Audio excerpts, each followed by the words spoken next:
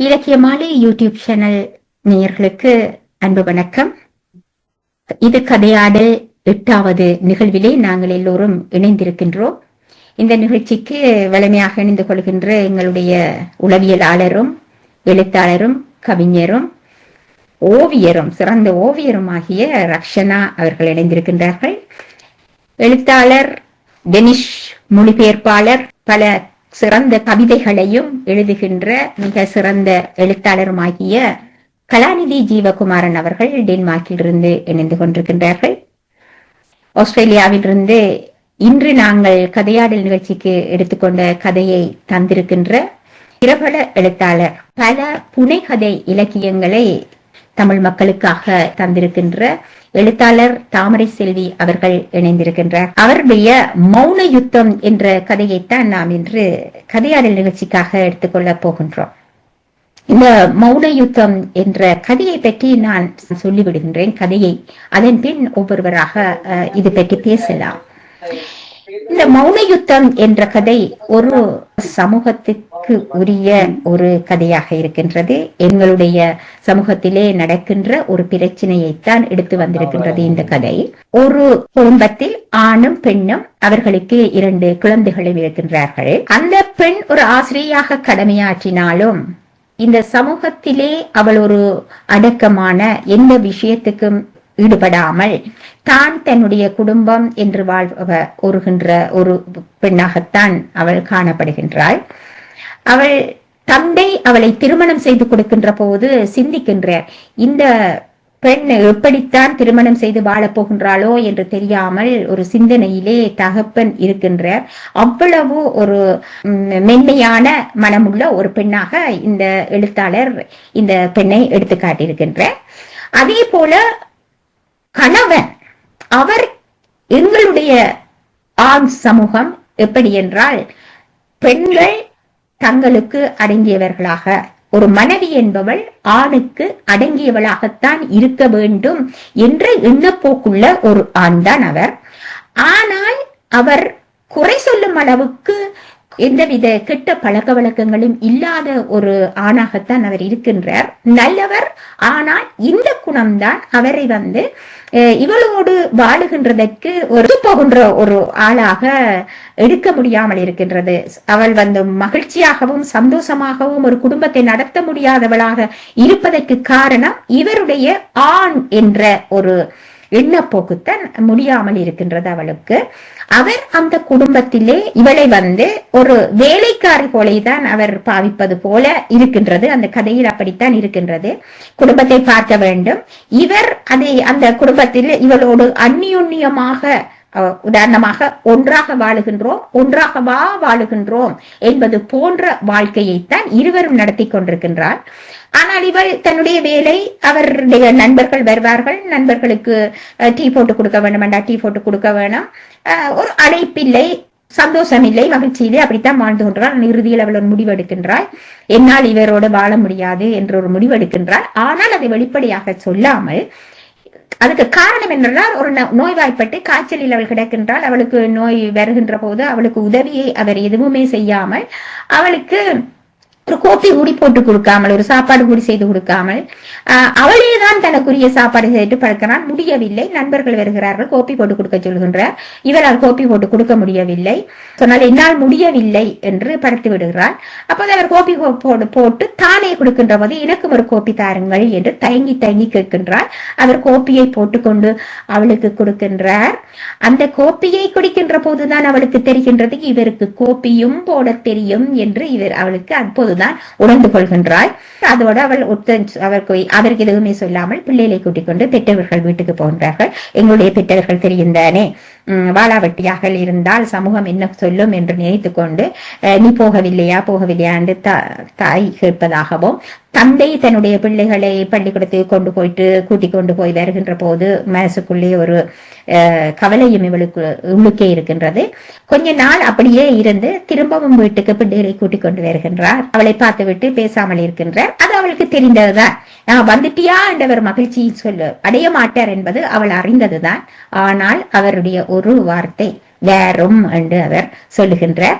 இதோடு தான் கதை முடிகின்றது. அந்த வாரும் என்று சொல்வது தான் அந்த மௌன யுத்தம் அவள் செய்து வெற்றி எடுத்திருக்கின்றாள் அந்த யுத்தத்தில் என்பதை கொண்டு வந்திருக்கின்றது. மிக சிறப்பான அந்த முடிவுதான் என்னுடைய நெஞ்சை கவர்ந்தது. நான் இந்த கதையில் உள்வாங்கிய விஷயம் பற்றி நான் பிறகு சொல்லுவேன். இப்போது டென்மார்க்கிலிருந்து கலாநிதி ஜீவகுமாரன் அவர்கள் இந்த கதையில் இருந்து உள்வாங்கிய விடயங்களை பற்றி எங்களுக்கு எடுத்து சொல்லுவார். வாங்க கலாக்கா.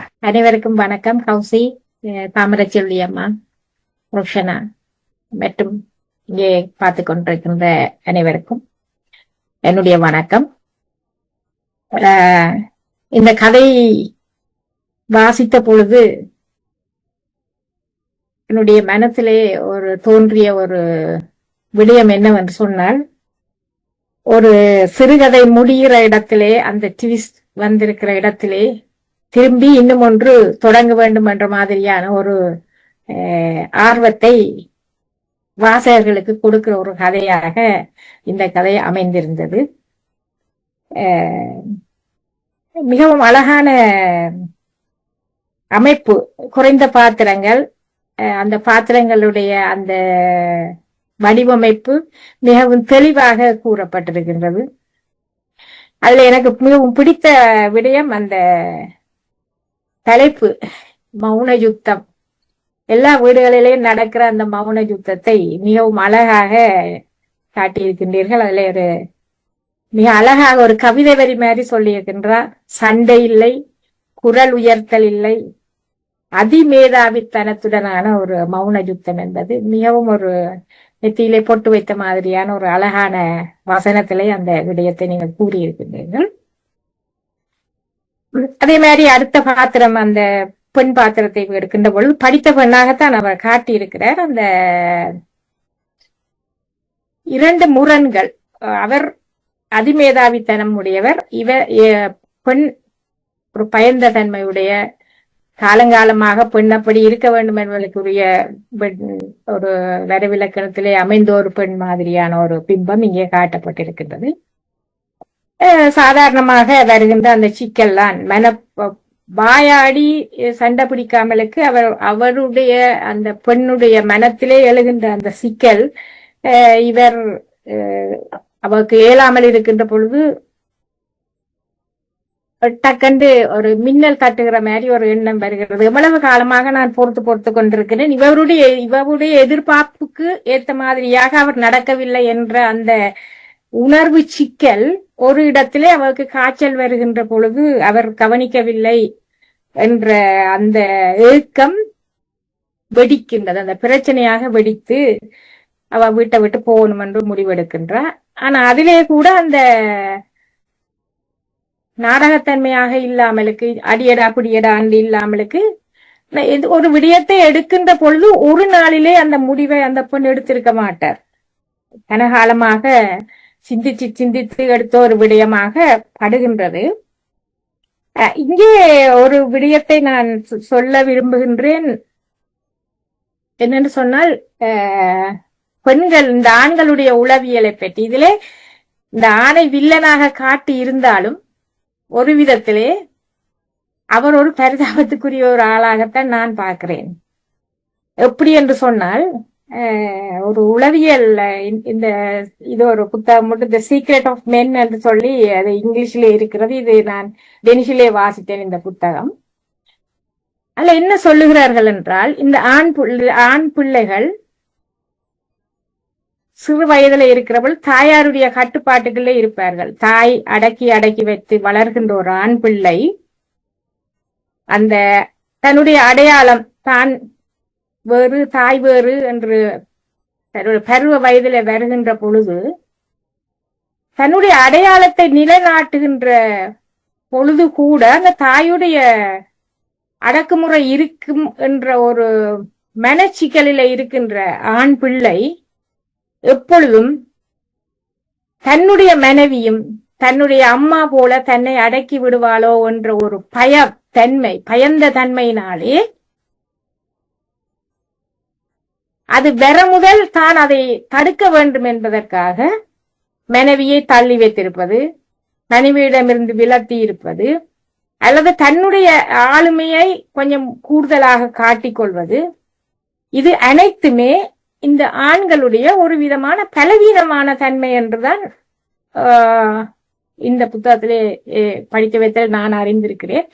அது ஒரு விதத்திலே காலங்காலமாக இந்த ஆண்கள் பெண்களுக்கு பயந்த என்ற அந்த தன்மை மாறி பெண்களை அடக்குவதாகவும், பெண்களை அவர்கள் நெருங்க பயப்படுவதாகவும், அவர்களுக்கு இடம் கொடுக்க பயப்படுவதாகவும், அதில் ஒரு சொல்ல சிரித்து பேசினால் அவளுக்கு இடம் கொடுத்ததாக போய்விடும் என்று நினைக்கிற மாதிரியான சில வசனங்களும் அம்மா எழுதியிருக்கிறீர்கள். அந்த வசனங்கள்லயும் நிச்சயமாக அநேகமான ஆண்கள் அதைத்தான் நினைக்கிறார்கள். கொஞ்சம் இடம் கொடுத்தால், நான் கொஞ்சம் இலகி போனால், ஆம்பளை பிள்ளை அழக்கூடாது என்று சொல்லுகின்ற அந்த ஒரு கெத்த காட்டுற தன்மை யதார்த்தமாக எல்லா இடங்களிலும் இருக்கின்றது. அந்த தன்மை உடைக்கப்பட வேண்டும், அந்த பிம்பங்கள் உடைக்கப்பட வேண்டும். ஆனால் மீண்டும் என்ன நடக்கிறது என்று சொன்னால், நம்மளுடைய கலாச்சாரத்திலே அந்த அத்திவாரம் குலையாமல் இருக்க வேண்டும், வீடு திரும்பவும் போக வேண்டும் என்ற ஒரு விதத்திலே மீண்டும் அந்த பெண் திரும்பவும் அந்த வீட்டுக்குள்ளே போகின்றாள் என்ற ஒரு யதார்த்தமான முடிவிலே இந்த கதையை அம்மா முடித்திருக்கின்றார். ஆனால் இது ஒவ்வொரு வாசகர்களும் இதை ஒவ்வொரு விதமாக பார்ப்பார்கள். அவ திருப்பி கதைத்திருக்கலாம், அல்லாட்டி இவ ஏன் திரும்பி போறா, இவ ஏன் திரும்பி அடங்கி போகின்றா என்ற விதமான பலவிதமான கேள்விகள் இந்த கதையின் முடிவிலே பல வாசகர்களுக்கு தோன்றக்கூடும். ஆனால் பொதுவாக பரவலாக அடங்கி போகின்ற இந்த குடும்பத்தை காப்பாற்ற வேண்டும் என்கின்ற நிகழ்வு யதார்த்தமாக கன இடங்களில் நடந்து கொண்டு இருக்கின்றது. நான் ஒரு கவிதை எழுதினேன், எல்லைசாமி என்று சொல்லி.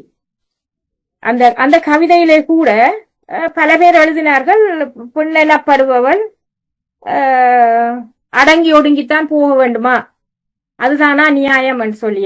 அந்த ஒரு கவிதை ஒரு 2 நிமிஷத்திலே நான் அதை வாசிக்கின்றேன். கிட்டத்தட்ட இந்த கருத்துக்கு ஒத்ததாக இருக்கும் என்று நான் நினைக்கிறேன். நான் எதிர்கொண்ட விமர்சனங்கள் இந்த கதைக்கும் அப்படி வரலாம் என்று நான் நினைக்கின்றேன். அதுதான், அதாவது சொல்றது, ஒரு கவிதை முடிகிற இடத்திலே இன்னொரு கதை, கனகதைகள் தொடங்கக்கூடும். அந்த விதத்திலே நான் என்னுடைய அந்த எல்லைசாமி என்ற கவிதையை வாசிக்கின்றேன். கோமதி மாமி துழப்பத்தை எடுத்தாள். மாமா கொட்டிய வார்த்தை குப்பைகள் வீடு முழுவதும் பரவி கிடந்தன. உடந்த கண்ணாடி துண்டுகளாக சிதறி கிடந்தது மாமியின் இதயம். பொறுக்கி எடுக்கும் பொழுது கண்ணாடி குத்தி கையிலும் காலிலும் ரத்தம். மாமி காயத்துக்கு கட்டு போட்டாள். பூக்கட்டுவதில் வல்லவளான கோமதி மாமி தன் வாயையும் இறுக்கி கட்டினாள். நெற்றியில் விபூதி பூசி தாலியில் குங்குமம் வைத்து தன் உடைந்த இதயத்துக்கு கட்டு போட்டாள்.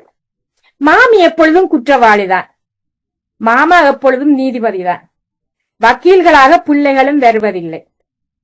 சுவரில் உள்ள கடிகாரம் ஓடு ஓடு என மாமியிடம் சொன்னது. மாமா வேலைக்கு புறப்பட்டார். கொஞ்சம் தண்ணீரா கோமதி என்று கேட்டார்.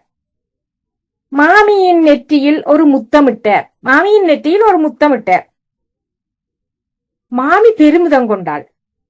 மாமாமை வழி அனுப்பிவிட்டு சுவாமி அறைக்கு வந்தாள்.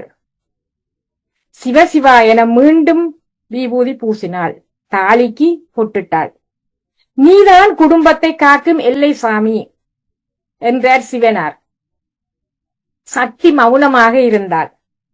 சுவாமி அறையை விட்டு மாமி வெளியே வந்தாள். போரின் உக்கிரம் அதிகம்தான் என்றாலும் எல்லைப்படை வீரர்கள் பனி குளிரிலும் நாட்டை காக்க போராடுகிறார்கள். வரவேற்பறையில் டிவியில் செய்தி வாசிக்கப்பட்டு கொண்டிருந்தது. கோமதி மாமி சிரித்தபடி மீண்டும் தன் துடப்பத்தை எடுத்தாள். எல்லா இடத்திலையும் கோமதி மாமி மாதிரி, இங்கே வருகின்ற இந்த பெண் கதாபாத்திரம் மாதிரி அடங்கி போய் அந்த குடும்பத்தை காப்பதற்காக எல்லா பெண்களும் பாடுபட்டு கொண்டிருக்கிறார்கள். இங்கே அடங்கி போய் இருக்கிறது என்று மற்றவர்கள் நினைக்கிற அந்த பெண் பிம்பம் அடங்கவில்லை. ஆள் மனத்திலே கனவிடயங்களை போட்டு புதைத்து தனக்குள்ளே மௌன யுத்தத்தை நடத்தி ஒரு தெளிவு பிறந்து நிறைய விடயங்களை எடுத்தறிந்த வாரியாக பெண் விடுதலை என்று கூடி போட்டு குடும்பத்தை தூக்கி எறியாமல் எப்படி கட்டி காக்க வேண்டும், போய் யோசிக்க வேண்டும். அதற்காக 1 மாதம் எடுக்கப்பட்டிருக்கின்றது. அவர் சிந்தித்திருக்கிறார், சரியோ புலையோ என்று ஆராய்ந்திருக்கிறார். அவர் தகப்பன் சொன்னதுக்காக போயிட்டார் என்றதை மட்டும் இங்கே நான் எடுத்துக்கொள்ள மாட்டேன். அவருடைய சிந்தனை போக்கிலே அவர் ஆராய்ந்து பார்க்கிறார், சரியா பிள்ளையா, அந்த ஆணிலே எவ்வளவு குற்றம் இருக்கிறதா இல்லையா என்று ஒரு யதார்த்தமான ஒரு தீர்வை கூறுகின்ற விதமாக மிகவும் இயல்பான கதை போல ஒரு மலையாள கதைகளில் இருக்கின்ற ஒரு தன்மை, ஒரு மெல்லியதான ஒரு தென்றல் மாதிரி வருகின்றது. ஆனா அங்கே ஒரு கீறல் வந்து விட்டு போகிறது. சூறாவளியாக இல்லாமல், அடியடாபடியாண்ட இல்லாமல் மிகவும் அமைதியான முறையிலே அந்த சக்தியினுடைய தன்மை, நான் என்னுடைய கவிதையிலே சொன்ன மாதிரியான எல்லை சாமிகளாக வீட்டிருக்கின்ற, நடந்து கொண்டிருக்கின்ற, வாழ்ந்து கொண்டிருக்கின்ற எங்களுடைய பாட்டி முப்பாட்டி, இன்றும் இருந்து கொண்டிருக்கின்ற, இனி வருங்காலத்திலேயும் இருந்து கொண்டு குடும்பங்களை காப்பாற்றி கொண்டிருக்க போகின்ற அத்தனை சக்தி உருவமாக இருக்கின்ற அத்தனை பெண்களுக்கும் இந்த கதை சமர்ப்பணமாகும் என்று நான் நினைக்கின்றேன். உங்களுடைய ஆழ்ந்த பொறுமையான மிகவும் நிதானமான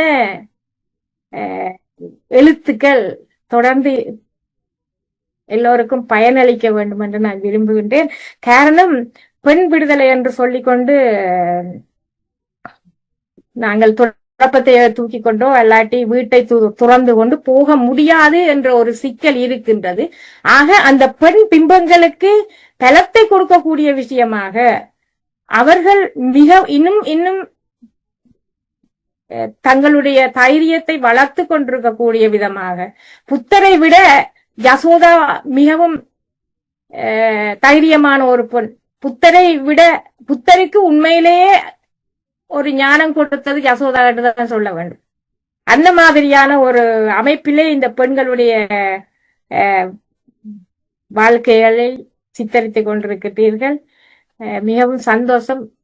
உங்களுடைய கதையை நான் இங்கே கதைக்கு கொஞ்சம் கருத்து கூற வாய்ப்பளித்த ஹவுசிக்கு நன்றி, வணக்கம். நன்றி. ஏன்னா மேலும் பேசுவோம்னா இப்போது ரசனாட கருத்தையும் கேட்டுட்டு பிறகு நாங்கள் என்னுடைய கருத்தையும் நான் அதிலே சொல்லலாம் என்றிருக்கிறேன். ரசனா வாங்க.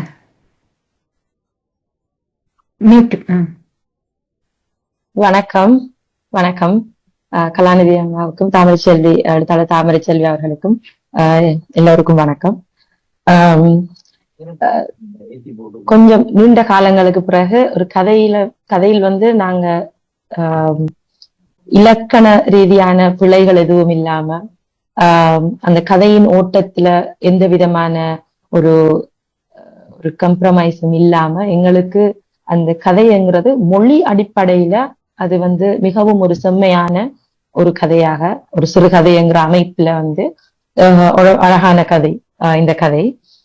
அதே நேரம் வாசிக்கிறவர்களுக்கு இரண்டு கதாபாத்திரங்கள், இனி அப்பா என்கிற கதாபாத்திரம், பிள்ளை என்கிற கதாபாத்திரம், நண்பர்கள் என்கிற கதாபாத்திரம் எல்லாரும் வந்து அவர்கள் இருக்கிறார்கள். ஆனா அவர்களின் பால் அந்த கதையை வீணாக திசை திருப்பி அங்கு தொய்வுகள் எதுவும் ஏற்படுத்தாமல் அந்த கணவன் மனைவி அவர்களுக்கு இடையிலான வாழ்க்கை முறை, மனைவியினுடைய பாத்திர படைப்பு மிக அழகாக சொல்லப்பட்டிருக்கிறது. அதே போல கணவனுடைய பாத்திர படைப்பு மிக அழகாக சொல்லப்பட்டிருக்கிறது. அதன் பிறகு ஒரு பிரச்சனை வந்து ஒரு கணவனும் மனைவியும் பிரிந்து போகிற ஒரு இடத்தில் இப்படி ஒரு பிரச்சனைக்காக இவர்கள் பிரிந்து போவார்களா என்கின்ற கேள்வி இல்லாமல் அதற்கான அடித்தளத்தை, அதற்கான நியாயங்களை அவர்களுடைய வாழ்க்கை முறையை பற்றிய விவரணங்கள் மூலம் எங்களுக்குள் ஏற்கனவே ஆழ பதித்து விட்டு அதன் பிறகு அந்த பிரிவு பற்றியும் அதன் பிறகு நடக்கின்ற விடயங்கள் பற்றியும் சொல்லியிருப்பது மிக மிக நிதானமான தெளிவான அந்த ஆங்கிலத்தில் சொல்வார்கள் அந்த கிறிஸ்பான அந்த கதை என்று, அப்படியான ஒரு கதை. நாங்க வந்து இந்த சிறுகதைகளை எடுத்து ஆய்வு செய்வதோ இல்ல விமர்சனம் செய்யறதுக்கோ இரண்டு நோக்கங்கள் இருக்கின்றன. ஒன்று சிறுகதைகள் பற்றிய ஒரு அலசியாகின்ற ஒரு செயற்பாடு. அடுத்தது இந்த சிறுகதைகள் எங்களுடைய சமூகத்துக்கு என்ன செய்ய போகின்றன என்பதை பற்றி நாங்கள் இதை ஆரம்பிக்கும் பொழுது நாங்கள் கலந்துரையாடிய முக்கியமான விடயம் இதுதான்.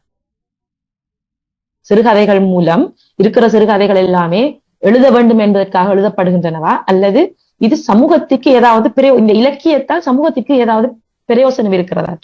அப்படி நோக்குகின்ற பொழுது இந்த கதையில் மிக மெல்லிய இழையான ஆங்கிலத்தில் சொல்கிற தீம்ஸ் இருக்கின்றன. முதலாவது நாங்கள் பார்க்க வேண்டிய விடயம், எல்லாருக்கும் தெரிந்திருக்கும், சிக்மண்ட் ஃப்ராய்ட் அவர்கள் சொன்னது போல எங்களுக்குடைய உள்ளார்ந்த அந்த டிரைவ்ஸ் என்று சொல்லுவோம், அதாவது சாப்பாடு, தண்ணீர், எங்களுடைய பாலியல் தேவைகள், இப்படியான அந்த அந்த பயாலஜிக்கல் நீட்ஸ் சொல்லுவாங்க. அதன் பிறகு அவருக்கு பிறகு வந்த அவருடைய சிஷ்யர்கள் சொல்கிறார்கள், அது மட்டுமல்ல, உளவியல் தேவை என்றொன்று மனிதனுக்கு இருக்கிறது. அதாவது தேடல், கல்வியை தேடுகின்ற விடயமாக இருக்கட்டும், அல்லது ஒரு பொழுதுபோக்காக இருக்கட்டும், அது எதுவாக வேண்டுமென்றாலும் இருக்கட்டும், ஒரு புத்தகத்தை வாசிப்பதாக இருக்கட்டும், நாங்கள் வெறுமனே ஒரு கடற்கரையில் போய் உட்கார்ந்து அலைகளை ரசிப்பதாக இருக்கட்டும், வீட்டு வேலைகளை செய்வதாக இருக்கட்டும், ஏதோ ஒரு விடயம், ஒரு கல்வியை கற்பதாக இருக்கட்டும், ஏதோ ஒரு விடயம் மனிதனுடைய தன்னுடைய அடையாளம் அல்லது தன்னுடைய சிந்தனைக்குள் எங்களுடைய உளவியல் ரீதியாக எங்களுக்கு ஏற்படுகின்ற தேடல், அதற்கான அந்த தீனியும் இவற்றில் இணைக்கப்பட வேண்டும் என்று பிறகு வந்த உளவியலாளர்கள் சொல்கிறார்கள். அது ஆணுக்கும் பெண்ணுக்கும் சமம் தான். அந்த தேவை ஆணுக்கு எப்படி இருக்கிறதோ அதே போல பெண்ணுக்கும் இருக்கிறது. இந்த விடயத்தை பல காலமாக பலர் அதை சொல்ல முனையவில்லை. முனைந்த போதும் கூட அது பெண் சார்ந்து பெண்ணுடைய பக்கத்திலே நின்று அதீதமாக பெண்ணுக்கான ஒரு எம்பத்தி ஒன்றை கொடுத்து அந்த சமநிலையை ஒன்று ஆணின் பக்கம் கதிக்க வைத்து இந்த பக்கம் இழுப்பது, அல்லது பெண்ணின் பக்கம் கதிக்க வைத்து இந்த பக்கம் இழுப்பது என்கின்ற ஒரு துப்பாக்கிய நிலையில் சமூகம் அல்லாடி கொண்டிருக்கிறது. ஆனால் அது அவ்வாறல்ல. கலாநிதி அம்மா அவர்கள் சொன்னது போல ஒரு குடும்பம், இந்த அமைப்பு இதனை கட்டி காத்து இந்த அடிப்படையில் கொண்டு செல்கின்ற தேவை ஆண் பெண் இருவருக்கும் இருக்கின்றது. எனவே இந்த அடிப்படையில் திருமணம் என்று சொல்கின்ற ஒரு விடயம் யாரையும் யாருக்காகவும் எதையும் விட்டு கொடுத்து தியாகம் செய்கின்ற ஒன்று அல்ல. திருமணம் முடிப்பது பெண்ணும் சந்தோஷமாக இருக்க வேண்டும், ஆணும் சந்தோஷமாக இருக்க வேண்டும். இதெல்லாம் சொல்லுது 50-50. திருமணம் ஒன்று முடித்து விட்டோம் என்றால் எங்களுக்கென்று தனியாக இது என்னுடைய இது என்னுடைய விருப்பம் என்று சொல்வதற்கில்லை. இரண்டு பேருடைய வாழ்க்கையையும் இரண்டு பேரும் சமமாக அதில் அவர்கள் கலந்துரையாடி பேசி ஒரு நல்ல ஒரு உறவை பேணி, ஒரு ஆரோக்கியமான உறவை பேணி, அதன் மூலம் அவர்கள் இரண்டு பேரும் சந்தோஷமாக இருக்க வேண்டுமே ஒழிய ஒருவருக்காக இன்னொருவர், அல்லது தாய் தகப்பன்களுக்காக, இல்லாட்டி பிள்ளைகளுக்காக, இல்லாட்டி சமூகத்துக்காக என்று யாரோ விட்டு கொடுப்பது அது சுரண்டல் என்றுதான் கொள்ளப்பட வேண்டும். இது பெண்ணியமும் அல்ல, ஆணியமும் அல்ல. இது இரண்டுக்கும் இடையில் உள்ள ஒரு சமூகத்திற்கு தேவையான மிக முக்கியமான ஒரு சமநிலை. இது பற்றி எல்லோரையும் யோசிக்க செய்யும் இந்த சிறுகதை என்று நான் நினைக்கின்றேன். முதலாவதாக இந்த கணவனுடைய பாத்திர படைப்பு. அவர் ஒரு படித்தவர், அறிவாளி, அமைதியானவர். இருந்தாலும் கல்வி ஒரு மனிதனுக்கு எதை கொடுக்க வேண்டும்? கல்வி ஒரு மனிதனுக்கு தெரிந்த சிந்தனையும் தெளிவான நோக்குகளையும் தன்னை போல் பிறரையும் பாவிக்கின்ற ஒரு இதையும் கல்வி கொடுக்க வேண்டும். இந்த இருவருமே படித்திருக்கிறார்கள். அந்த பெண்ணும் படித்திருக்கிறார், அந்த ஆணும் படித்திருக்கிறார். அவர் பெண்ணை பற்றி சொல்கின்ற போல அவர்கள் சொல்கிறார்கள், அந்த பெண் புத்தக கல்வியில் சிறந்தவள், ஆனால் அவருக்கு சமூக அறிவு போதாது என்று அந்த தகப்பன் பயப்படுவதா. எனவே இந்த ஆணுக்கும் சரி இந்த பெண்ணுக்கும் சரி கல்வி என்ன செய்கிறது? படித்தவர்கள் என்று சொல்கிறவர்கள் யார்? இப்ப படித்த குடும்பம் சத்தமாக சண்டை போடுவதில்லை. இப்ப சாதாரணமாக பிரச்சனை சண்டை என்று வருகின்ற இடத்தில் இருக்கிற எந்த லட்சணங்களும் இவர்களுக்குள் இல்லை. இருந்தாலும் ஒரு மௌனமான போர் நடக்கிறது. எனவே படித்தவர்கள் தங்களை நாங்கள் ஒரு எலைட் என்று நினைத்துக் கொண்டு நாங்கள் இப்படியான விஷயங்களை ஏனென்றால் அந்த கணவர் ஞாயிற்றுக்கிழமை தவறாமல் நண்பர்களோடு சேர்ந்து உலக அரசியல் பற்றி பேசுகிறார். அவர் ஆவதாவது அறிவு அல்ல, வீட்டில் வேவதாவது அறிவு என்று சொல்கிறது போல உலக அரசியல் பேசுகிறவர்களுக்கு வீட்டுக்குள் இருக்கின்ற மனிதர்களுடைய தேவை என்ன, அவர்கள் எதனை எங்களிடம் எதிர்பார்க்கிறார்கள் போன்ற விடயத்தில் அவர்கள் எவ்வளவு தூரம் தவறு இருக்கிறார்கள் என்பது பற்றி கூறப்படுகிறது. அது போலவே கலாநிதி அம்மா அவர்கள் சொன்னது போல இவரை பார்க்கும் பொழுது ஒரு ஆணாதிக்க சிந்தனை உள்ளவர் என்று தோன்றுவதை விட இவர் மீது ஒரு பரிதாபம் தான் தோன்றுகிறது.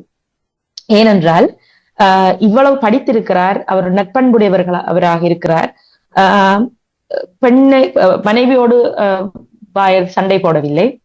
இருந்தாலும் இயல்பாகவே அந்த மனைவி சொல்வது இவருக்கு கோப்பி போட தெரியுமா என்பது கூட எனக்கு அன்றைக்குத்தான் தெரியும் என்ற ஒரு மனைவி சிந்திக்கிற ஒரு இடத்தில் இந்த ஆண் இப்பொழுது ஒரு பெண்ணுக்கு இது முடியுமா என்று யோசிச்சு பார்த்தேன். அதாவது ஒரு வேலை இருக்கிறது, அது முடிக்கப்படாமல் இருக்கிறது என்றால் ஒரு ஒரு குடும்ப பெண் அல்லது ஒரு சாதாரணமாக பெண்கள் அவர்களால் சும்மா இருக்க முடிவதில்லை. ஏதாவது இப்ப நாங்கள் எழுத அமர்ந்து விட்டால் கூட நாங்கள் எழுதி கொண்டிருக்கிற பொழுது இதாடி ஓவியம் வரைந்து கொண்டிருக்கின்ற பொழுது வீட்டுல ஏதாவது ஒரு வேலை எங்களோட கண்ணுல அப்படி ஒன்று இருக்கிற மாதிரி எங்களுக்கு தெரிஞ்சா எங்களால இருக்க இயலாது.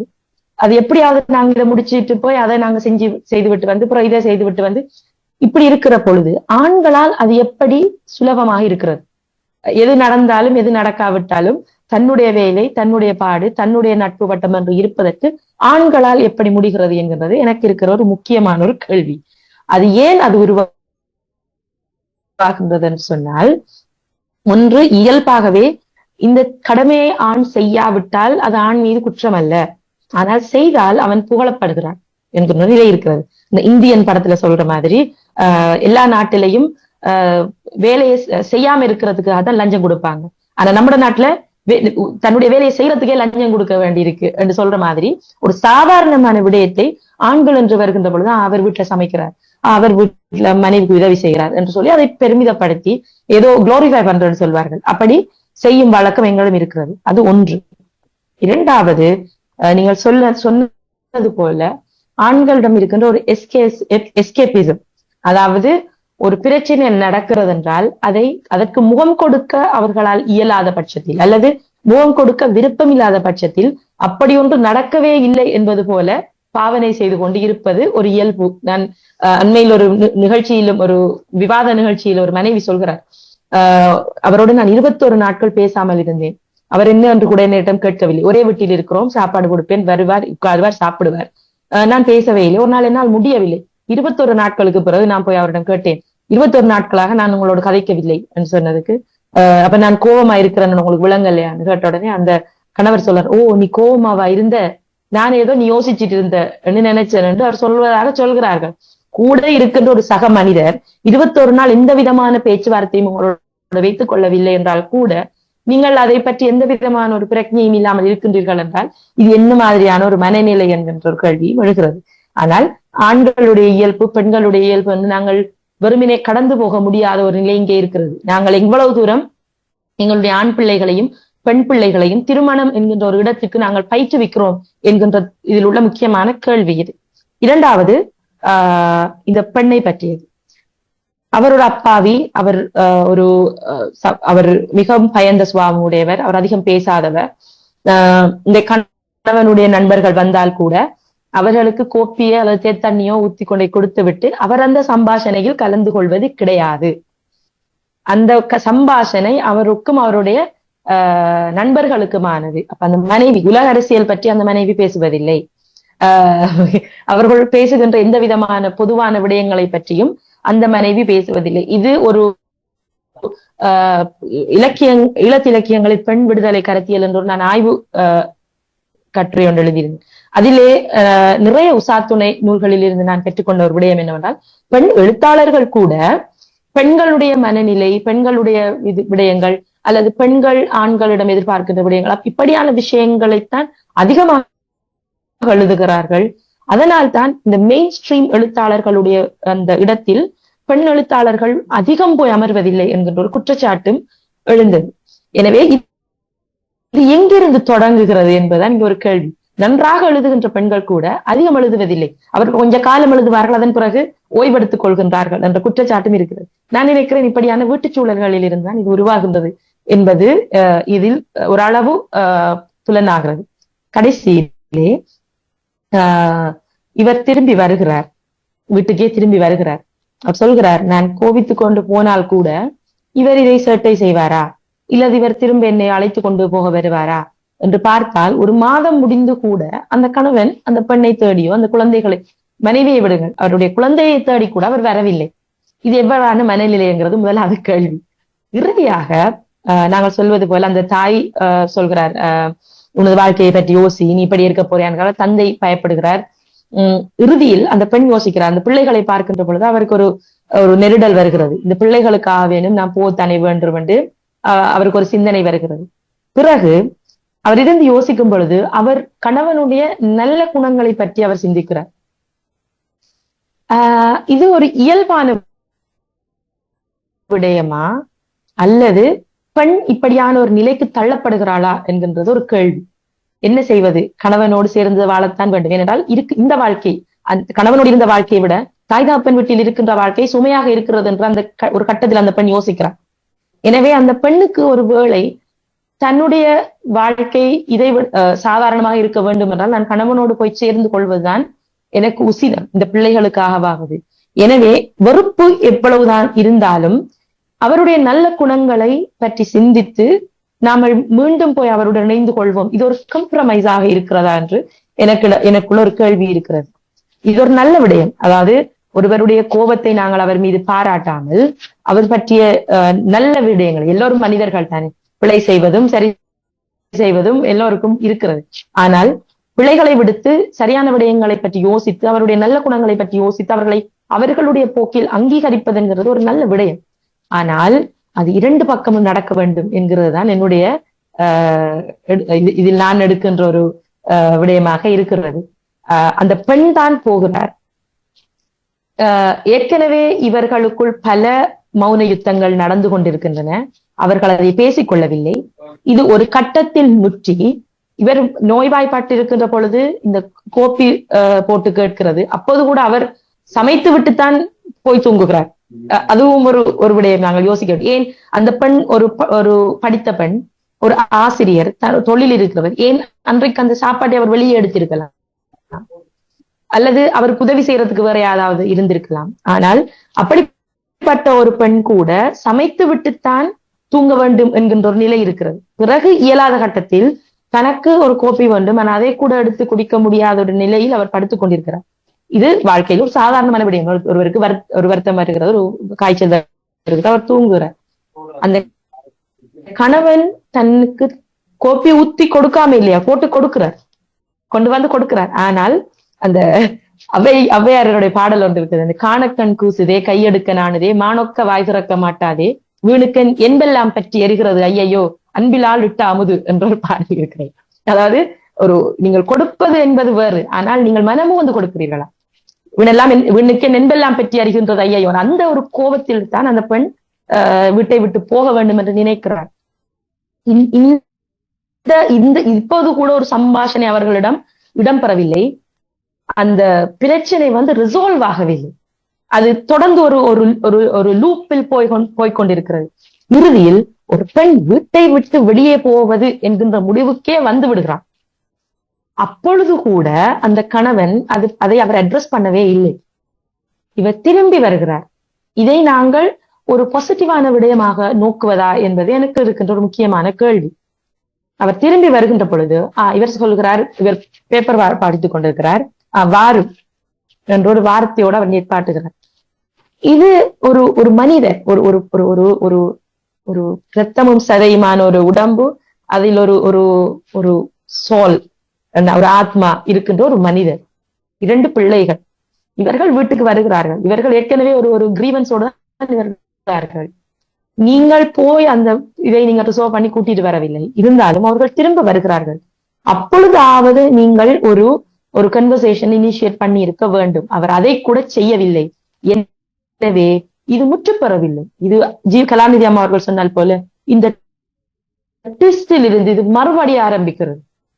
எனவே இந்த சுழலுக்குள் பெண் தான் சுழந்து கொண்டிருக்கிறாளோ என்கின்ற ஒரு கேள்வி இங்கே வருகிறது. அதை முற்றுமுழுதாக இந்த ஆணின் தலையிலேயே போட்டு விடுவது எனக்கு விருப்பமில்லை. ஏனென்றால் பெண்களுக்கும் இதில் கடமை இருக்கிறது. ஒரு தாயாக, சகோதரிகளாக, மனைவியாக, என் பிள்ளைகளாக கூட பெண்களும் சில விடயங்களை பேச வேண்டும். ஒரு ஆண்களுக்குள் ஒரு இயல்பு இருக்கிறது. நான் நிறைய இப்படியான ஒரு கப்பிள்ஸ் நான் பார்க்கிறேன். ஒன்று பெண்ணும் படித்தவளாக இருப்பாள், ஆணும் படித்தவராக இருப்பார், அல்லது ஆண் படித்தவராக இருப்பார், பெண் ஒரு நல்ல குடும்பத்தில் பிறந்து வளர்ந்து படித்து ஆனால் வேலைக்கு செல்லாமல் வேலைக்கு போவது என்பது ஒரு குடும்ப பெண்ணுக்கு அழகில்லை என்று நினைத்து கொண்டு அதை ஒரு பெரிய விடயமாக நினைத்து தங்கள் சாதனையாக நினைத்து இந்த பெனவலன்ட் செக்ஸிசமுக்குள் அடங்கி போயிருக்கிற பெண்களும் இருக்கிறார்கள். ஆனால் இந்த ஆண்களுக்கு எப்பொழுதுமே ஒரு நட்பு வட்டம் இருக்கிறது. அவர்கள் அவர்களோடு ஒன்று வீட்டில் உட்கார்ந்து பேசுவார்கள், அல்லது அலுவலகம் முடிந்த பிறகு அவர்கள் கடற்கரையிலோ இல்லாட்டி வேற பார்க்குகளிலோ இல்லாட்டி ஒரு காஃபி ஷாப்பிலோ அமர்ந்து அந்த நண்பர்களோடு அவர்கள் பேசுவார்கள். அவர்கள் இலக்கியம் பற்றி பேசுவார்கள், அவர்கள் விளையாட்டு பற்றி பேசுவார்கள், உலக அரசியல் பற்றி பேசுவார்கள். ஆனால் இந்த விடயம் எதுவுமே இந்த பெண்ணுக்கு இருக்கிறதா என்பது ஒரு கேள்வி. பெண்களுடைய இப்படியான விடயங்கள் பற்றி சமூகத்தில் பொது வழியில் பேசுகின்ற ஆண்களுடைய வீட்டில் இருக்கின்ற பெண்களுக்கு கூட ஏதாவது கருத்து சுதந்திரம் இருக்கிறதா என்பது இன்றைக்கும், அதாவது இந்த நூற்றாண்டிலும் இந்த ஆண்டில் கூட அது ஒரு கேள்விக்குறியாக இருக்கிறது என்பதை யாரும் மறுப்பதற்கில்லை. ஒரு பெண் நாங்கள் சொல்வது போல வாயை திறந்து இது எனக்கு தேவை என்பது கேட்பது கூட அநாகரிகம் என்று நினைக்கின்ற இடத்தில் நாங்கள் இருக்கின்றோம் என்பதை கூட எல்லோரும் ஏற்றுக்கொள்வீர்கள் என்று நான் நினைக்கின்றேன். அவருக்கு இந்த பெண்ணை நாம் இப்படி செய்து விட்டோம், இவர் வீட்டுக்கு போய்விட்டார், இவர் திரும்பி வந்து விட்டார் என்கின்ற ஒரு குற்ற உணர்ச்சி அந்த ஆணுக்குள் எழுப்பப்படாத வரை இது ஒரு லூப் என்பதுதான் என்னுடைய கருத்து. நான் பார்த்த வரைக்கும் இது சமூகத்தில் புரையோடி போயிருக்கின்ற ஒரு விடயம். இது படித்தவர்கள், பாமரர்கள், அறிவாளிகள், மேதைகள் அல்லது பள்ளிக்கூட வாசம் அறியாதவர்கள், பணக்காரர்கள், ஏழைகள் என்ற எந்த விதமான வேறுபாடுமின்றி எல்லா குடும்பத்திலும் இது இருக்கின்றது. புறநடையாக ஆண்கள் இருக்கிறார்கள், இல்லை என்று சொல்வதற்கில்லை. புறநடையான பெண்களும் இருக்கிறார்கள், புறநடையான குடும்பங்கள் இருக்கின்றன. ஆனால் பெரும்பாலும் இந்த ஒரு கட்டமைப்பை இந்த பெண் திரும்ப அந்த ஆணிடம் போய் சேர்ந்து அவள் அந்த குடும்பத்தை நடத்துவதை அந்த பெற்றோர் கூட பெருமையாகத்தான் நினைப்பார்கள் என்று நான் நினைக்கின்றேன். குடும்ப அமைப்பு மிக முக்கியமானது. பிள்ளைகள் வளர்ப்புக்கு அது அது அவசியம். ஏனென்றால் உலகத்தில் இருக்கிற அனைத்து ஜீவராசிகளும் பிறந்தவுடன் சில மணி நேரங்களிலே அவர்கள் தனித்து இயங்கக்கூடிய நிலையில் இருக்கின்ற பொழுதும் மனிதர்களுக்கு மட்டும்தான் அது இயலாத விடயமாக இருக்கிறது. தாய் வளர்க்க வேண்டி இருக்கிறது, தந்தை போஷிக்க வேண்டி இருக்கிறது, கல்வி ஊட்ட வேண்டி இருக்கிறது. அவர்களை ஒரு வயது வரை பெற்றோர் அவர்களை வழிநடத்த வேண்டிய கட்டாயத்தில் மனித இனம் இருக்கிறது. எனவே இந்த குடும்ப அமைப்பு மிக முக்கியம். ஆனால் அந்த குடும்ப அமைப்பு என்பது பெண்களுடைய நல்வாழ்க்கையை, அவர்களுடைய நிம்மதியான ஒரு சுதந்திரமான ஒரு இருப்பை மட்டும் சுரண்டுவதாக அது இருக்கக்கூடாது என்பது இக்கதையின் மூலம் புலப்படுவதாக நான் நினைக்கிறேன். நன்றி. நன்றி ரக்ஷனா, உங்கள் பார்வை மிக சிறப்பாக ஆழமாக இந்த இதை பார்த்திருக்கிறீர்கள். இப்ப நான் என்ன சொல்லுகின்றேன் என்றால், இது சின்னாசி கிழவனின் சிங்காரி பசு என்ற ஒரு நூலில் இருந்துதான் இது வந்திருக்கின்றது. இந்த கதை வந்திருக்கின்றது. என்னுடைய பார்வையில் சிறந்த எழுத்தாளர் என்று கருதுவதற்கு இந்த ஒரு கதை சாட்சியாக அமைந்திருக்கின்றது. இந்த கதையிலே அது பொதுவாகவே நாங்கள் கதைகளை பார்க்கின்ற போது சொல்வோம், ஆரம்பம் தொடர்பில்லை, தேவையில்லை, இந்த விஷயமே இதில் புகுத்திருக்கிறார்கள் என்ற விடயங்கள் எல்லாவற்றையும் நான் கொண்டு வருவோம். ஆனால் இதிலே அப்படியான ஒரு சிக்கல் இந்த கதையிலே இல்லை. இதை பார்க்கின்ற போது மற்ற கதைகளையும் நாங்கள் பார்க்க வேண்டும் என்ற ஒரு ஆவலை இந்த நூல் தூண்டுகின்றது. ஆனா இதில் இரண்டு பிள்ளைகள் இருக்கிறார்கள். இந்த பிள்ளைகளை பற்றி எந்தவித பிள்ளைகள் தந்தையோடு எவ்வாறான உறவு வைத்திருந்தார்கள் என்பதை எடுத்து காட்டவில்லை. அதை நான் நினைத்தேன், அதுவும் காட்டியிருந்தால் அந்த இத பிரிந்து போக முடியாமல் இருப்பதற்கு அது ஒரு காரணமாக இருக்கலாம் என்று நான் நினைத்தேன். பிள்ளைகள் தந்தை பிள்ளையோடு ஒரு சுமூகமான உறவு இருந்தால் அந்த தாய் அந்த குடும்பத்தில இருந்து பிரித்து கொண்டு போவதற்கு விரும்ப மாட்டார். ஏனென்றால் பிள்ளையுடைய வாழ்க்கை, என்னுடைய வாழ்க்கை, அவருடைய வாழ்க்கை என்பதை விட்டு பிள்ளைகளுடைய வாழ்க்கைக்காகத்தான் எத்தனையோ குடும்பங்கள் இப்போது ஒன்றாக சேர்ந்து வாழுகின்றன. ஆனால் இது எப்படியான, இந்த குடும்பத்தில் எப்படியான சூழ்நிலை இருந்தது என்பதை நாங்கள் அறிய முடியாமல் இருக்கின்றது. மற்றது மௌன யுத்தம் தான், மௌனமாக செய்த யுத்தம் தான் இந்த குடும்பத்தில் பிழையோ என்பது போல இருக்கின்றது. இவர் இந்த வீட்டை விட்டு என்னுடைய தாய் தந்தை வீட்டுக்கு போயிருக்கிறார் என்றால் என்ன காரணம்? அவர்களுடைய குடும்பமே பேசாத குடும்பம்தான். தன்னுடைய ஒரு ஒரு திருமணம் செய்து ஒரு கணவன் மனைவி என்றால் அவர்கள் ஒன்றாக வாழ வேண்டும். விட்டு கொடுப்புகள் மட்டுமல்ல, அரவணைப்பு, பாசம், ஒருத்தருக்கு ஒருத்தர் கலந்துரையாடுதல், அணைப்பு, இவை எல்லாம் நிச்சயமாக ஒரு குடும்பத்துக்கு அவசியம். ஒரு ஆணுக்கும் பெண்ணுக்கும் திருமண வாழ்க்கைக்கு இது இரண்டும் நிச்சயமாக அவசியமாக இருக்க வேண்டியது. ஆனால் இது இந்த குடும்பத்தில் இல்லை. அப்படி என்றால் அதற்கு பேர் என்ன குடும்பமா? ஒரு குடும்பம் என்றால் நான் விரும்பியதை, நான் நினைத்ததே அவரிடம் சொல்ல வேண்டும், அவர் நினைத்ததே, அவர் விரும்பியதே சொல்ல வேண்டும். ஒருத்தருக்கொருத்தர் எந்தவித சந்தேகங்களோ எந்தவித நம்பிக்கையின்மையோ தாங்கள் கருதியதை சொல்லி பரிந்துரை செய்து அவர் கேட்டு இவ கேட்டு ஒருத்தருக்கு ஒருத்தர் விட்டு கொடுத்து ஒருத்தருடைய பிரச்சனையை மற்றவர்கள் ஏற்றுக்கொண்டு வாழ்வதுதான் உண்மையா ஒரு குடும்பம். அப்படி இல்லை என்று சொன்னால் அதற்கு பேர் குடும்பம் அல்ல. அதைத்தான் நான் சொன்னேன், ஒன்றாக வாழுகின்றோம், ஒன்றாகவா வாழுகின்றோம் என்பதுதான் அந்த குடும்பம். அப்ப இப்படியான இந்த குடும்பத்திலே இவர் இந்த போகின்ற போது ஏன் போனார் என்பதே இவருக்கு புரியாமல் இருந்திருக்கலாம். தன்னுடைய விடுமுறையை கழிப்பதற்காக பிள்ளைகளுடன் அவர் போயிருக்கின்றார். இவர் பிரிஞ்சுதான் போனார், கோடித்துத்தான் போனார் என்றது தெரியாது இந்த கணவனுக்கு. ஏனென்றால் அவருக்கு தெரியாது இந்த குடும்பம் தாங்கள் அப்படி பழகவில்லை. நான் போகலாமா, நான் அம்மா அப்பாட்ட போறேன், போயிட்டு வரட்டாப்பா என்று கேட்கவும், சரி சரி நீ போயிட்டு வா, உனக்கு கொஞ்சம் ரிலாக்ஸா இருக்கும் என்று கணவன் சொல்வதும், அப்படியான குடும்பத்தில் போனால் என்ன போனவளுக்கான இல்ல, ஏன் கோவிச்சுட்டு போயிட்டாலோ என்று ஒரு சிந்தனை ஏற்படும்.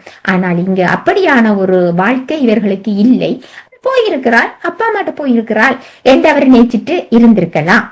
ஆனால் அந்த பிரிவே அவருக்கு அவளது பெரிய பிரிவாக அவருக்கு இருந்திருக்கிறது. அதுக்கு ஒரு சுயநலமும் இருக்கலாம். ஏனென்றால் தண்ட வேலையை தானே செய்ய வேண்டியிருந்தது, சமையல் வேலை எல்லாமே அவர் தனிப்பட்ட முறையில செய்கின்ற போதுதான் அவளுடைய பிரிவு அவருக்கு சுமையாக இருந்திருக்கின்றது. அதுதான் அவரை திருத்தி இருக்கின்றது. வேறும் கட்டாயம் அவள் அவசியம் என்றதை அவர் உணர்ந்ததாக அந்த அவள் செய்த தண்டனை, அவள் செய்த மௌன யுத்தம் அமைந்திருக்கின்றது.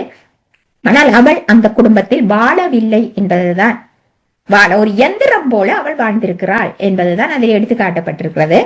மற்றது வரலாற்றிலேயே சொல்லப்பட்டிருக்கிறது. வரலாற்று பேராசிரியர் சொல்றார் என்னன்னு சொன்னால், ஒரு பெண்ணினுடைய திறமையையும் பெண்ணிடம் இருக்கின்ற கூடுதலான அவர்களிடம் இருக்கின்ற அந்த திறமையை ஏற்றுக்கொள்ள முடியாமல் இருப்பதனால் எம்மால் முடியாது, அவளுடைய கற்பம், பிள்ளைக்கு பால் கொடுத்தல், பிள்ளையை சுமத்தல், இப்படியானதெல்லாம் எங்களால் முடியாது என்று நினைக்கின்ற போதுதான் அந்த ஆண்கள் இந்த பெண்களை அடக்கி வைக்க வேண்டும் என்ற எண்ணம் அவர்களுக்கு ஏற்படுகின்றது என்று சொல்லியிருக்கிறார்கள். அதே போல அதுதான் இந்த ஆண்கள் பெண்களுக்கு இடம் கொடுத்தார், இதிலே இந்த கதையிலேயே வருகிறது. இடம் கொடுத்தா அவன் மேல ஏறிடுவா என்ற எண்ணமோ தெரியல. அதுதான் அவர் அவரோட பேசாம இருக்கிறார். பேசி நல்ல சகஜமாக நாங்கள் பழகினான், நண்பர்கள் போல் பழகினாள். அவள் என்னை மிஞ்சி விடுவாள் என்றால் அவளும் சாதாரணமாக ஆள் இல்லை, அவளும் ஒரு ஆசிரியர். இந்த அரசியல் போன்ற சமூக விடயங்களைத்தான் அவள் பேசுவதில்லை. என்றாலும் அது இப்படியான குடும்பங்கள் இந்த சமூகத்துக்கு தேவையில்லை என்பதுதான் என்னுடைய கருத்தாக இருக்கின்றது.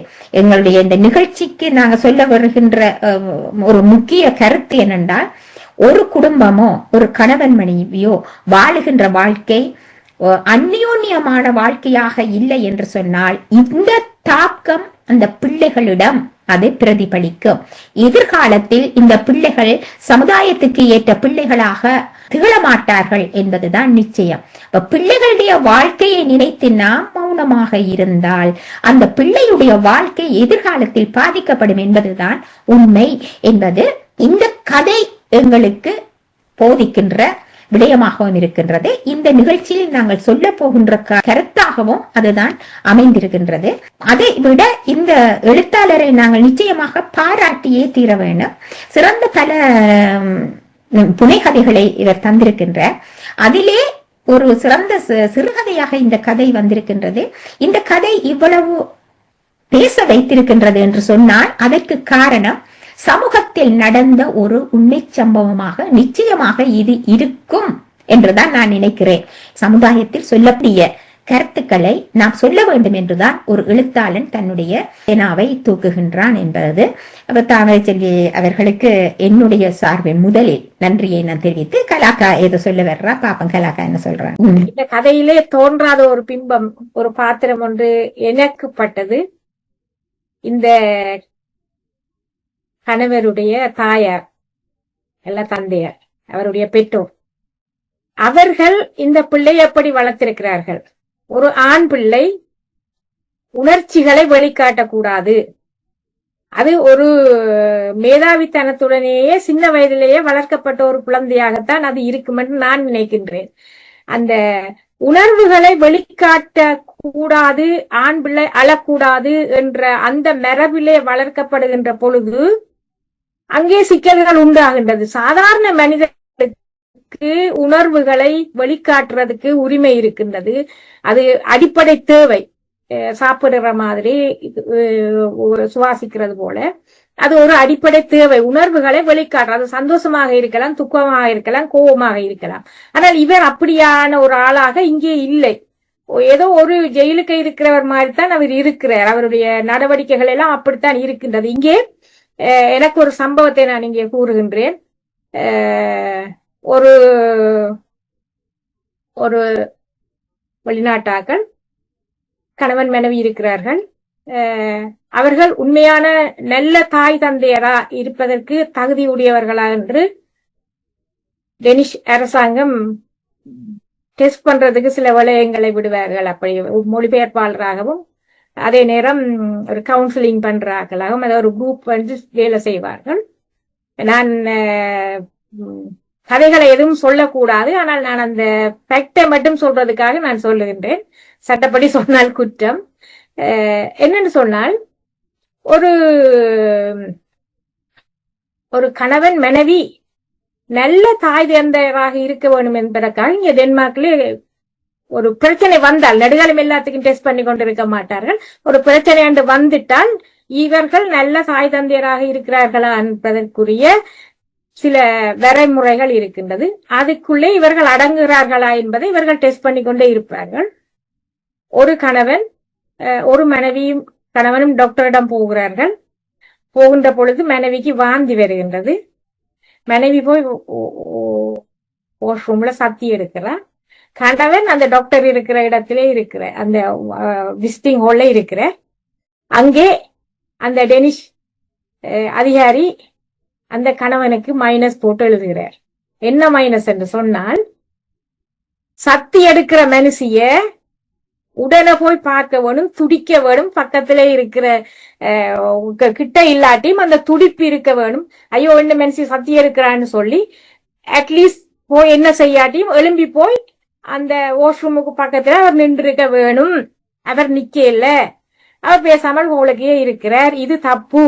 அப்போ இவருக்கு உணர்வுகள், இவருக்கு அந்த உணர்ச்சிகளை போட்டுக் கொள்வதோ புரிந்து கொள்வதோ இல்லாத நிலையிலே இவர் ஒரு தந்தையாக இருப்பதற்கு இவருக்கு தகுதி இல்லை என்று கூறுகிறார்கள். நான் என்னத்துக்கு சொல்ல வருகிறேன் என்று சொன்னால், உணர்வுகளை வெளிக்காட்டாமல் இருக்கிறது என்பது எங்களுடைய மரபு ரீதியாக காட்டப்பட்ட ஒரு விடயமாக இருக்கிறது. இப்போ ஹக் பண்றது தப்புன்னு சொல்வார்கள், கட்டிப்பிடிக்கிறது, கொஞ்சுறது, பிள்ளைகளை குஞ்சு அப்பு என்று சொல்லுகிறது. ஒரு தகப்பன் ஒரு தாய்மானவனாக இருக்கிற அமைப்பு எங்களுடைய சமுதாயத்திலே இல்லை. ஒருவர் தாய்மானவராக இருந்தால் அவருக்கு வேறொரு பெயர் கொடுப்பார்கள். இப்போ சீல கட்டின பொம்பளை அல்லாட்டி அந்த வீட்டுல அவர் தான் எல்லாம் அப்படி என்று சொல்லி அவருக்கு ஒரு கூடாத பெயரை கொடுப்பார்கள். ஆனால் ஒரு தந்தை தாய்மானவராக இருப்பதற்கு என்பது எவ்வளவு வெறம், அது ஒரு பெரிய தவம், ஒரு கொடை என்பது யாருக்கும் புரிவதில்லை. பொதுவாக கெத்தாக இருக்கிற அப்பாக்களைத்தான் எங்களுடைய பரம்பரை பிம்பங்களாக நாங்கள் பார்த்து வந்து கொண்டிருக்கிறோம். ஆக அந்த விதத்திலே இந்த கணவரை வளர்த்த அவருடைய தாய் தந்தையர் செய்த பிழைதான் இந்த இது இப்படி உருவாகி வந்திருக்கிறது என்று நான் ஒரு இதுல கூறப்படவில்லை, அது நினைக்கிறேன். ஆனால் அந்த ஒரு சின்ன எந்த ஒரு வெற்றிக்கும் முதலாவது சின்ன படி என்று ஒன்று இருக்கும். அந்த படி இந்த கதையின் கடைசியிலே வருகிற ட்விஸ்டிலே வருகிறது வேறும் பண்றது. சோ வேறும் என்று சொல்லுற அளவுக்காவது வாயை திறக்கிறதுக்கு அவருடைய அந்த உருகி போயிருக்கிற அந்த பாறையிலே ஒரு சின்ன கசிவு வந்திருக்கிறது. அது முதலாவது படி. இனி அந்த வேறும் மண்டத்துல இருந்து அப்பதான் அவற்றை வாய் திறக்குது வேறும் மண்டு. அதுக்கு பிறகு ரக்ஷனா சொன்ன மாதிரி அவாவும் கதைக்க தொடங்கி அவவுக்கும் அந்த கெட்டித்தனம் இருக்க வேணும். எப்படி அந்த சம்பாஷணைகளை கொண்டு போவது, எப்படி எப்படி கதைத்து தன்னுடைய நிலைப்பாட்டை தான் நிலைநிறுத்திக் கொள்ள வேண்டும் என்ற அந்த தன்மை அந்த பெண்ணுக்கு வர வேண்டும். வருவதற்கு இந்த வேறும் என்றது ஒரு முதல் படி என்று நான் நினைக்கின்றேன். மிக்க மகிழ்ச்சி அம்மா உங்களோட கதைக்கு. அந்த அவருடைய தாய் பற்றி ஒரு சிறு குறிப்பு அந்த கதையில் இருக்கிறது. அவருடைய தாய் இல்லை என்று சொல்லி அவங்க அவரோட நல்ல முறையில் அவ பழகல்ல, வீட்டை வரிக்கிறான். ஒரு விதமான அவர் எப்படி மதிக்கிறாரோ அதே அளவுக்கு மனைவி மீதும் அவருக்கு அப்படி ஒன்று இருக்கும் என்ற மாதிரியும் நாங்கள் அதை கொள்ளலாம் என்று அது ஒரு ஹிண்டா இருந்திருக்கும் என்று நான் நினைக்கிறேன் அந்த இவருடைய உளவியலுக்கு. அந்த பிள்ளைகள் பிறந்த நேரத்துல கூட அவட தாய் தான் வந்து நின்று எல்லா உதவிகளையும் செய்திருக்கிறார். இவருடைய எந்த வித உதவியும் அவருக்கு கிடைக்கலன்ற மாதிரி தான். இப்ப பாப்போம் நாங்கள் எழுத்தாளர் இதுக்கு என்ன சொல்ல வாரா என்று சொல்லி அவருடைய ஏற்புரையை நாம் இப்போது கேட்போம். எல்லாருக்கும் வணக்கம். உண்மையில ஒரு சிறுகதை என்றது எழுதின வரைக்கும் நாங்கள் வந்து இவ்வளவோ யோசிப்போம். நீங்களும் எழுத்தாளர் என்ற வழியா எல்லாரும் முன்பு இருக்கும் அது புரிஞ்சு கொள்ள முடியும். நாங்கள் ஒரு கோணத்தை வச்சு ஒரு கதையை எழுதுறோம். இப்ப எங்களுக்கு படுகிற கோணங்கள் அதுதான் அந்த கதைகளின் சாரமாக அதன் கருத்து உருவாக்கமாக வருது. ஆனா அது சிறுகதையாகி வெளியில வந்த பிறகு வாசகர்கள் இவ்வளவு கோணத்தில் அதை பார்ப்பார்கள் என்றது என்னுடைய அனுபவத்துல நான் நிறைய கண்டிருக்கிறேன். ஏன்னா நான் கிட்டத்தட்ட இப்ப 52 வருஷம் எழுத்துல வந்து அப்ப நிறைய எழுதியிருக்கிறேன், நிறைய ஆக்களின் கருத்துரை கேட்டிருக்கிறேன், நிறைய பேருடைய விமர்சனங்கள் பார்த்திருக்கிறேன். அப்ப நான் அதை எப்பவுமே நான் அதை உணர்றேன் நான். ஆனா இன்றைக்கு இந்த கதையை பற்றி நீங்கள் கதை கேட்கல, நான் ஒன்றை உணர்றேன். எப்படின்னா ஒரு கதை வந்து ஒரு இளம் தலைமுறை, இன்றைய தலைமுறை பிள்ளைகளுக்கு, இப்ப நீங்க எல்லாரும் இன்றைக்கு எழுதி கொண்டிருக்கிற ஒரு இளம் தலைமுறை பிள்ளைகள், உங்களின் கண்ணோட்டத்துல இது எப்படி அமைஞ்சிருக்குன்னு நான் கொஞ்சம் எதிர்பாராத கோணங்கள். இப்ப நான் அந்த கதை எழுதியக்க எனக்கு தெரியாத பல விஷயங்களை நீங்கள் உணர்ந்திருக்கிறீங்க. அது எனக்கு உண்மையில சந்தோஷமே இருக்குது. ஒரு இயல்புன்றது ஒன்று இருக்கு, ஆணுக்கும் சரி பெண்ணுக்கும் சரி ஒரு இயல்புன்றது ஒன்று இருக்குது.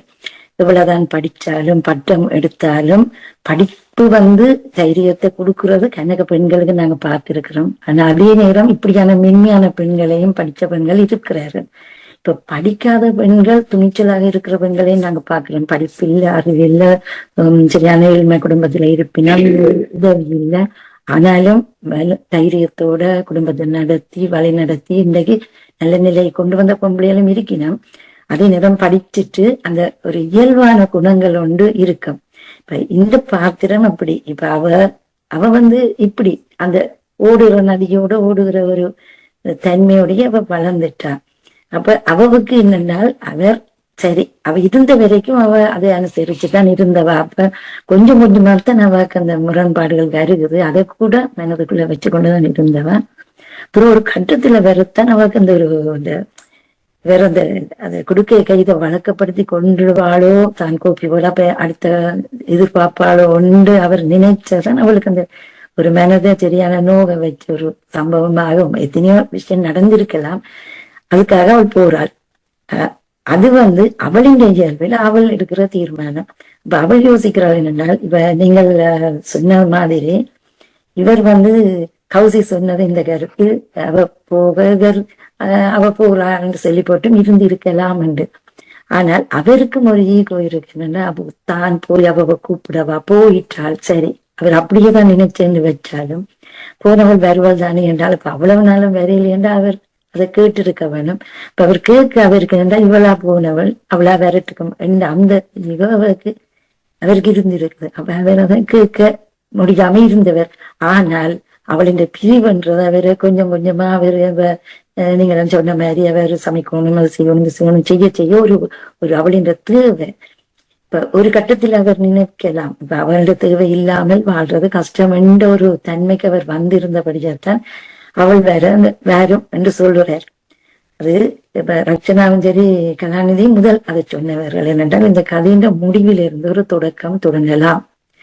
அது உண்மைதான். எங்களுடைய வாழ்க்கையில நாங்கள் எந்த முடிவு எடுத்தாலும் ஒரு முடிவில இருந்து அதன் தொடர்ச்சி இருக்கும்.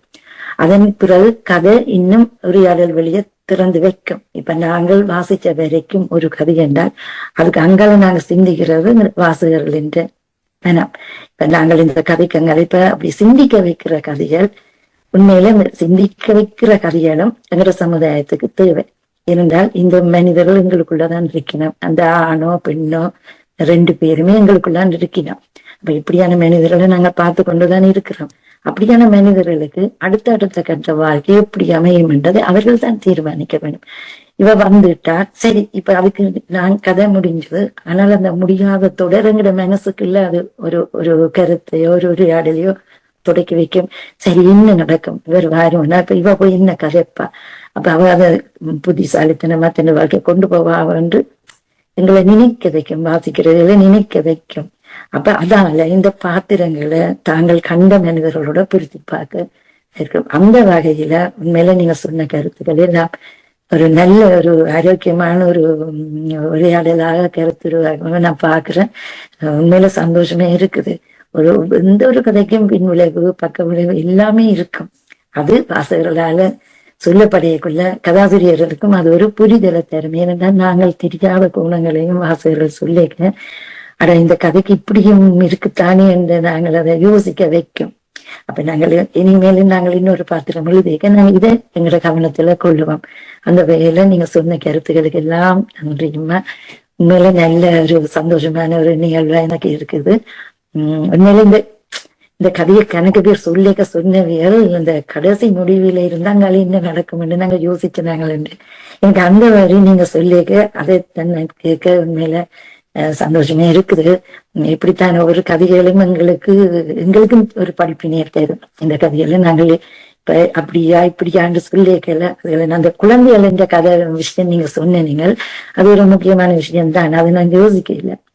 இப்ப எனக்கு இந்த எழுதி கொண்டு வரைக்கும் அந்த குழந்தைகளையும் முன்னிலைப்படுத்தி இருந்தால் இன்னும் நல்லா இருந்திருக்குமோன்னு நீங்க சொல்லிக்க எனக்கு அது விளங்குது. நான் அப்படி செய்திருக்கலாம், செய்திருந்தால் அது இன்னொரு ஒரு ஆழமான ஒரு கருணத்தை கொடுத்து இருக்கும். ஏன்னா இப்ப அது இன்னும் ஒரு தாக்கத்தை அந்த கதைக்குள்ள கொண்டு வந்திருக்கும்.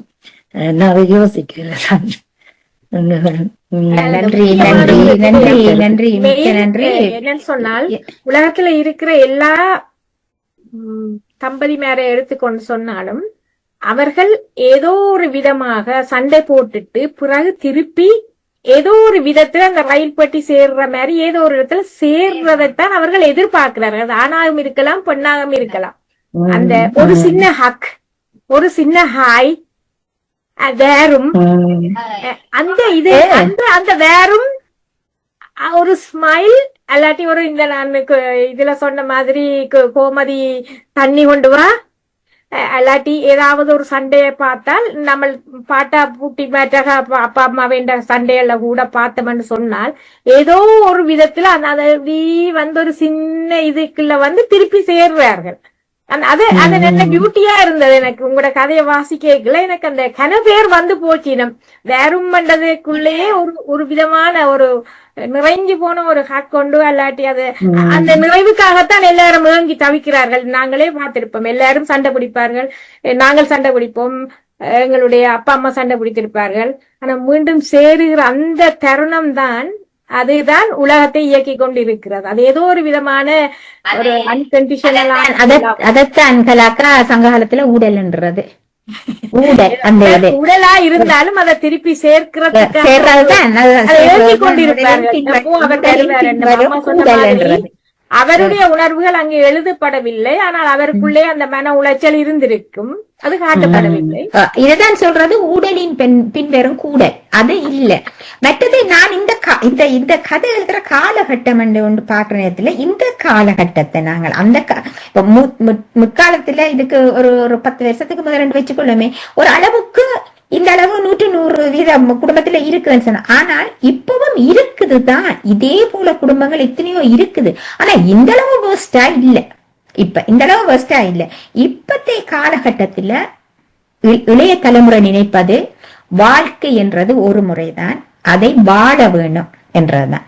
அந்த வாழ வேணும், அதுக்குத்தான் திருமணமே வேண்டாம் என்று அவங்க சொல்றது காரணமே வாழ்க்கையை வாழ வேணும் என்று.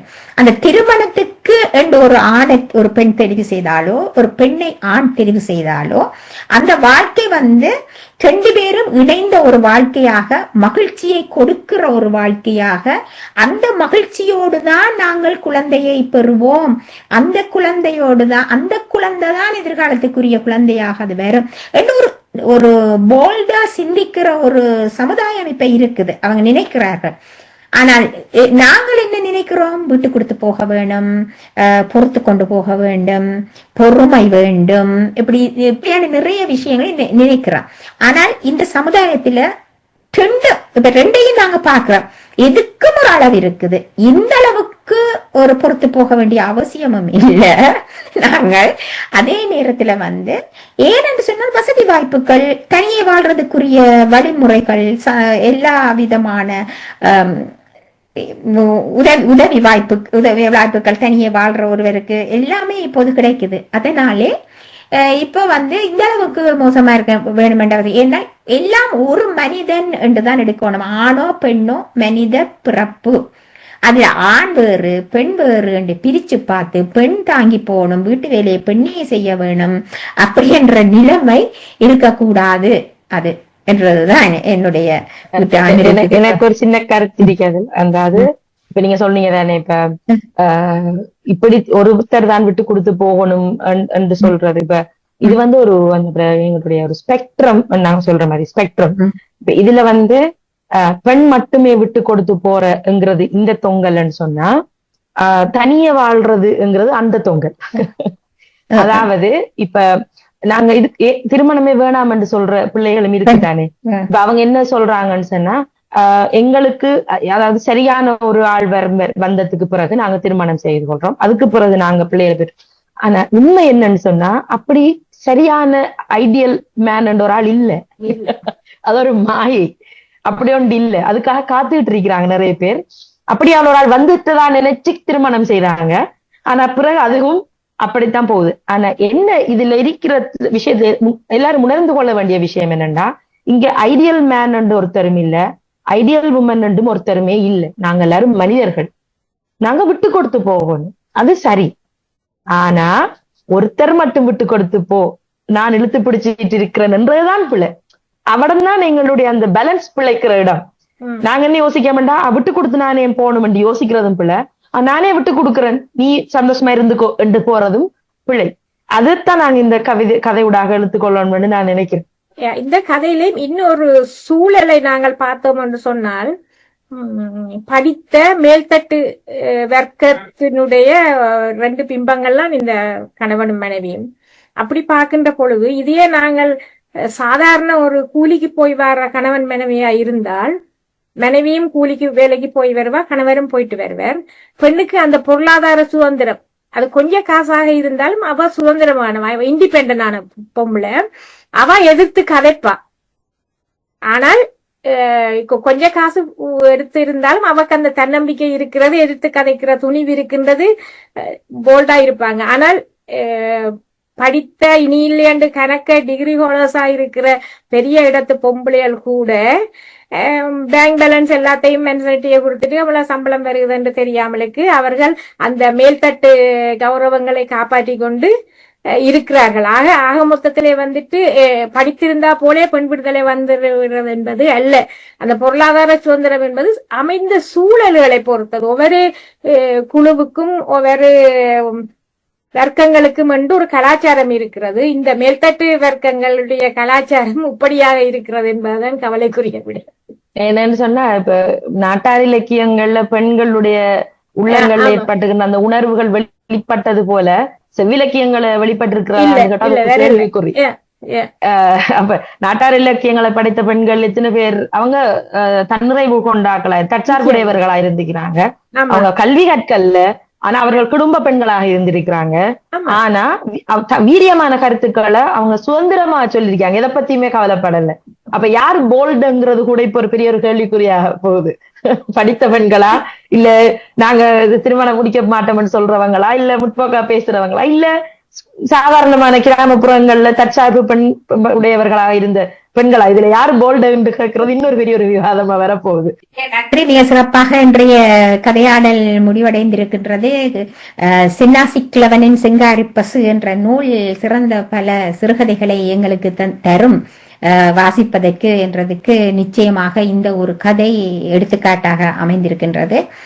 மேலும் மேலும் இன்னும் பல சமூக சிக்கல்களை எங்களுக்கு கொண்டு வர வேண்டும். இந்த வேலையெல்லாம் நாங்கள் இந்த உலகத்துக்கு எடுத்து காட்ட வேண்டும், இது பற்றி நாங்கள் பேச வேண்டும் என்று கூறி இந்த நிகழ்ச்சிக்கு ஒத்துழைப்பு தந்த எங்களுடைய ரக்ஷனா, கலாக்கா, எழுத்தாளர் எல்லோருக்கும் மிக்க நன்றியை தெரிவித்து இந்த நிகழ்ச்சியை நிறைவுக்கு கொண்டு வருகிறேன்.